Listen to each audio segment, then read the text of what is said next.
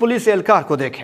अब जो मैं बताने जा रहा हूं वो सुनकर आप अपने ही बाल नोच लेंगे। दोस्तों, हम सब जानते हैं कि एक एसएसपी लेवल के ऑफिसर को कितनी पढ़ाई करनी पड़ती है, वो ज़हनी तौर पर कितना फिट होता है। ये हैं एसएसपी साकिब इब्राहिम, जो कि सिंध पुलिस के एक यूनिट आरआरएफ में तैनात हैं। इस यूनिट के क़याम का मकसद किसी नाखुशगवार सूरत हाल में क्विक रिस्पॉन्स के तौर पर सूरत हाल को कंट्रोल करना होता है। अब इस पढ़े लिखे एसएसपी की ज़हनियत की बात करते हैं। इन साहब ने अपने ही यूनिट के एक कांस्टेबल अब्दुल कयूम पर इल्ज़ाम लगाया है कि वो तावीज़ करता है, यानी काला जादू करता है। एसएसपी साकिब इब्राहिम कांस्टेबल कयूम को मेजर पनिशमेंट देते हुए उनकी 2 बरस की सर्विस खत्म कर देते हैं। शोकाज में बताया जाता है कि कांस्टेबल कब्रिस्तान जाकर एसएसपी की मां और दीगर फैमिली मेंबर्स के नाम मालूम करते हैं, जबकि कांस्टेबल को जब पुलिस ऑफिसर की फैमिली के नाम मिल जाते हैं तो वो दूसरे कांस्टेबल गुलाम मुर्तज़ा को दे देते हैं। पुलिस नोटिफिकेशन में यह भी बताया गया है कि कांस्टेबल